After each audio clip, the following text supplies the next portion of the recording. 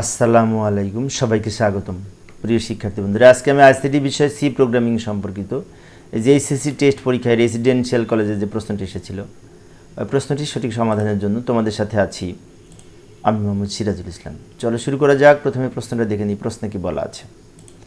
তো এই যে প্রশ্ন লক্ষ্য করলে দেখতে পাই একটি ঝুড়িতে 20টি আপেল আছে। এর মধ্যে 3টি আপেলের ওজন যথাক্রমে 150 গ্রাম, 175 গ্রাম, 210 গ্রাম। এই তথ্যের আলোকে আমাদের গ এবং ঘ নং প্রশ্নের উত্তর দিতে হবে, তাই না? তো যাই সমাধানের চেষ্টা করি।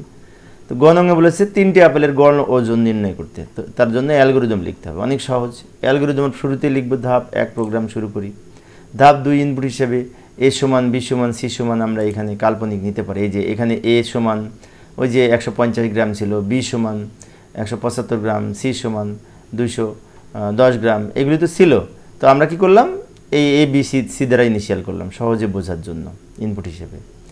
এরপরে কি করব, এই গড় নির্ণয় করব। গড় নির্ণয়ের সূত্র আমরা একবারে লিখতে পারি, a plus B plus C divided 3, অর্থাৎ 3টা সংখ্যা যোগ করে 3 দিয়ে ভাগ করলে কিন্তু গড় হয়।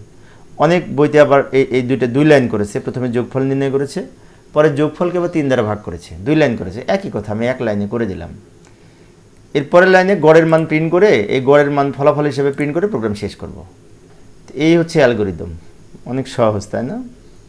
এই প্রশ্নটি কোন বোর্ডে যেন এসেছিল, আবার এখানে এসেছে। তো যাই হোক, আমরা একটু এটা ভালোভাবে বোঝার চেষ্টা করব। পরের প্রশ্নে যাব। ঘ নাম্বারে বলেছে উপরোক্ত আপেল 3টির ওজনের গড় ওজনের ভিত্তিতে সি প্রোগ্রাম লিখো। 3টি গড় নির্ণয়ের জন্য 3টি আপেলের গড় নির্ণয় করতে হবে। তাই একদম সহজ, গড় নির্ণয় করা সি প্রোগ্রাম, তাই না? 3টি আপেলের গড় নির্ণয় করা সি প্রোগ্রাম। আমরা এখানে সি প্রোগ্রামের শুরুতেই লিখব ইনক্লুড stdio.h। এখানে stdio.h হচ্ছে standard input output header file যুক্ত করলাম। মেইন ফাংশন দিয়ে প্রোগ্রাম স্টার্ট করব। এরপরে আইএনটি কিওয়ার্ড লিখে ওই মানটা লিখব।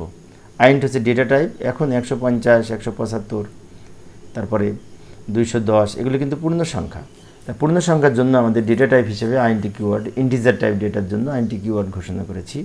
এবং এখানে এ সমান, বি সমান, সি সমান ইনিশিয়াল করে রাখলাম, যেহেতু প্রশ্ন দেওয়া ছিল এই মানগুলি। আর এবিসি আমরা কাল্পনিক লিখেছি। এবিসি এর পরিবর্তে এখানে আমরা XYZ লিখতে পারতাম, কিন্তু এবিসি লেখা সহজ, বলা সহজ, সেজন্য এবিসি লিখেছি। এখন এই 3টা আপেল যোগ করে, ওজন যোগ করে যদি আমরা 3 দ্বারা ভাগ করি তাহলে তো গড় হবে, তাই না? এখন 3 দিয়ে ভাগ করলে সংখ্যাটি কিন্তু ভগ্নাংশ হওয়ার সম্ভাবনা রয়েছে, পয়েন্ট হওয়ার সম্ভাবনা রয়েছে। তাই আমরা এই অ্যাভারেজ নামে যে অ্যাভারেজের মান যেটি বের হবে সেটা তো গড়ের মান। তো অ্যাভারেজটা কিন্তু ফ্লট হওয়ার সম্ভাবনা আছে, অর্থাৎ ভগ্নাংশ হওয়ার সম্ভাবনা রয়েছে। তো অ্যাভারেজের আগে কিওয়ার্ড হিসেবে আমরা ফ্লট টাইপ ডেটার জন্য, ভগ্নাংশ ডেটার জন্য ফ্লট কিওয়ার্ড ঘোষণা করলাম।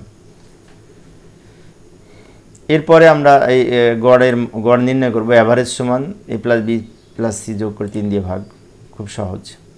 তারপরে এই অ্যাভারেজের মান প্রিন্ট করব। Print average wait is equal to, এইখানে পার্সেন্টেজ, এই অ্যাভারেজের আগে যে কিওয়ার্ড লিখেছি ফ্লট, তার জন্য পার্সেন্টেজ এফ হবে। এখানে পার্সেন্টেজ কেন এফ হলো?